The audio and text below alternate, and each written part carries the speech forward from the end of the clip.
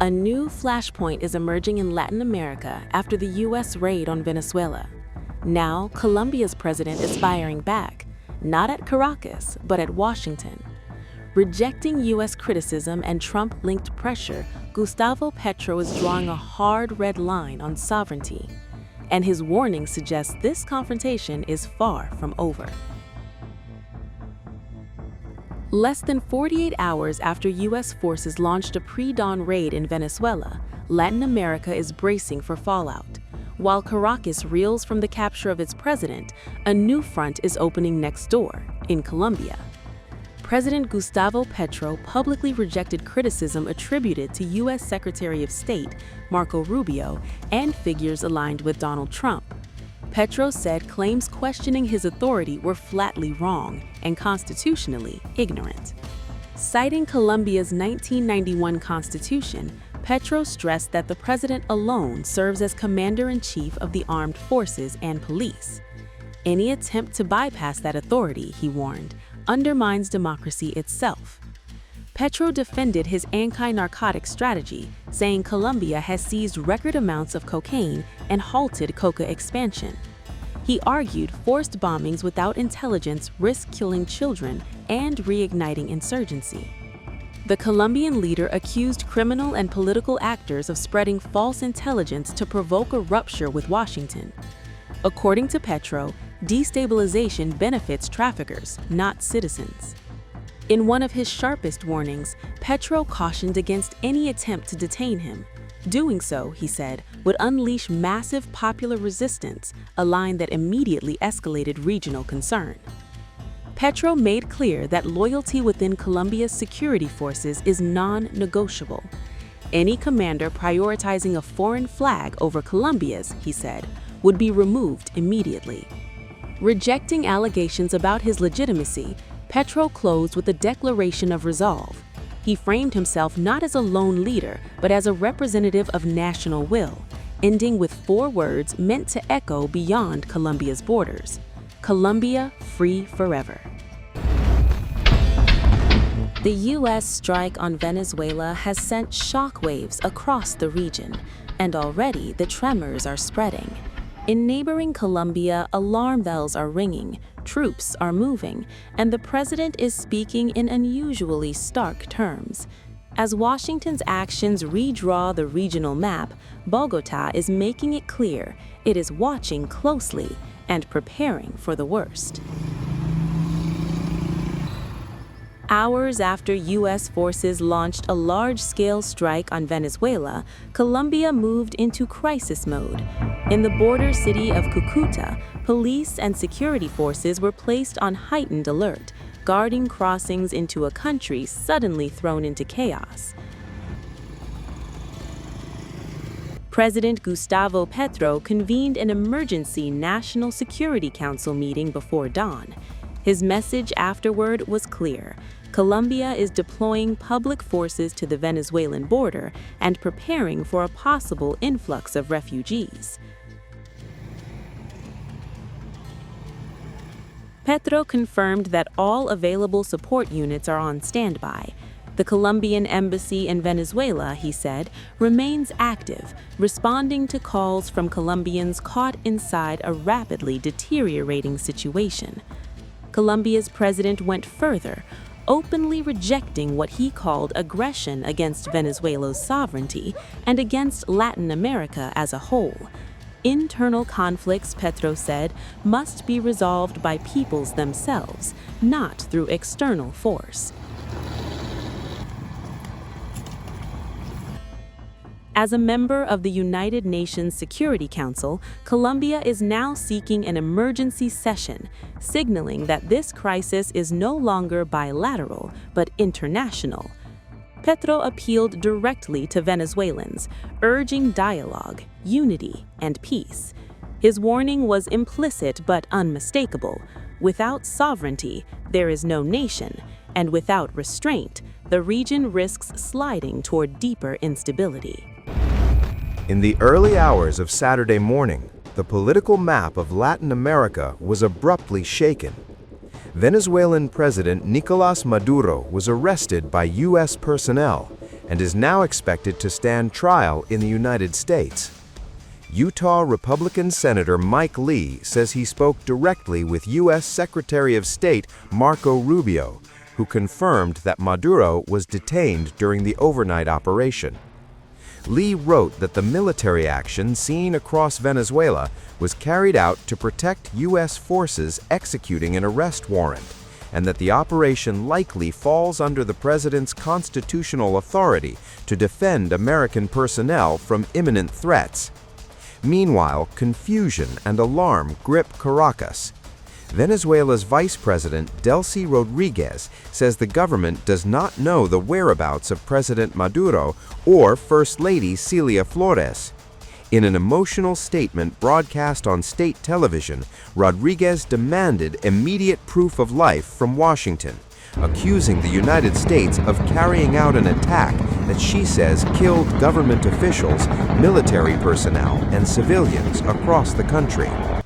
The city that saw the birth of the liberator of the Patria Grande, that saw the birth of the greatest man of our continent, has been violated, has been attacked and assaulted in the face of this brutal situation and this brutal attack.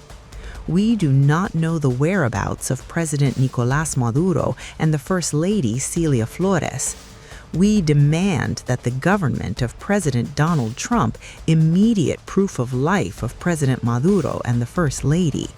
President Maduro had already been very clear and had warned the Venezuelan people that an aggression of this nature, due to the desperation of the energy veracity of the United States, could occur. And the first thing that President Maduro said to the people of Venezuela was, "People to the streets, activated in militia, activated all plans." He has given very clear orders to the Bolivariano National Armed Forces to activate all plans in perfect military, popular, and police fusion. As those claims spread, explosions rocked the Venezuelan capital. At least 7 blasts were reported across Caracas shortly before 2 a.m. local time, sending residents rushing into the streets as flashes lit up the night sky. Power outages were reported in parts of the city. The apparent strike lasted less than 30 minutes, but its consequences are still unfolding. President Donald Trump later confirmed the operation, announcing that the United States had carried out a large-scale strike against Venezuela, and that Maduro and his wife had been captured and removed from the country. In his first remarks since the operation, Trump told the New York Times it was, quote, "a brilliant operation." He praised what he described as extensive planning and the performance of U.S. troops, saying further questions, including whether Congress was consulted, would be addressed during a press conference at Mar-a-Lago later today. Behind the scenes, new details are emerging. Sources inside the Venezuelan opposition tell Sky News they believe Maduro's removal was not purely military, but a negotiated exit. The Bolivarian National Armed Forces informed the entire world that in the early hours of today, January 3rd, the Venezuelan people have been subjected to the most criminal military aggression by the government of the United States of America. So far, the barbarity of the invading forces that have desecrated our sacred soil in the areas of Fuerte Tiuna, Caracas, and the states of Miranda, Aragua, and La Guaira has reached the point of striking with their missiles and rockets fired from combat helicopters into residential areas populated by civilians. We are currently gathering information regarding the wounded and the dead. In the face of this vile and cowardly attack that threatens the peace and stability of the region, we raise the strongest denunciation before the international community and all multilateral organizations so that the U.S. government is condemned for its flagrant violation of the United Nations Charter and international law. This invasion represents the greatest outrage the country has ever suffered, driven by the insatiable greed for our strategic resources. Far from any supposed fight against narcoterrorism, this deplorable action seeks to definitively force a regime change and subject us to the spurious designs of North American imperialism, trampling on the inalienable right to self-determination for which our liberators fought and which we are now called to defend with the same dignity. They have attacked us, but they will not break us. United soldiers and people, we will form an indestructible wall of resistance.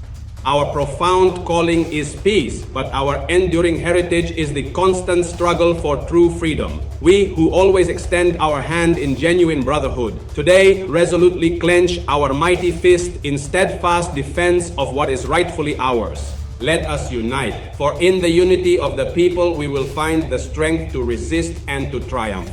In the midst of this imperial onslaught, I make a fervent call for serenity and reason, to maintain unity and calm, and in compliance with the Constitution of the Bolivarian Republic of Venezuela, the organic law on states of exception, and the organic law of national security, we fully support the decree of a state of external commotion throughout the national territory. Consequently, the men and women of the Bolivarian National Armed Forces, following the instructions of citizen Nicolás Maduro Moros, constitutional president of the Bolivarian Republic of Venezuela, our commander-in-chief, will deploy all our capabilities for the comprehensive defense of the nation, the restoration of order and peace. Therefore, we will activate across the entire spectrum of the National Geographic space and in perfect popular military police unity, the full operational readiness through the massive deployment of all land, air, naval, riverine, and missile resources.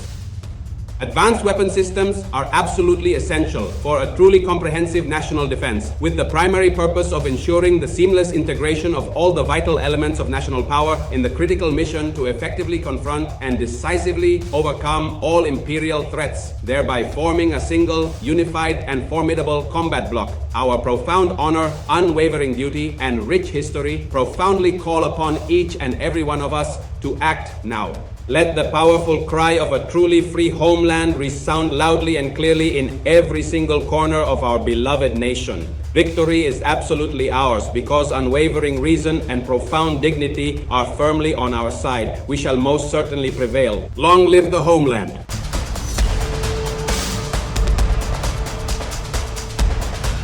Who exactly Nicolás Maduro is and why he has long been a target of U.S. pressure adds critical context to this moment.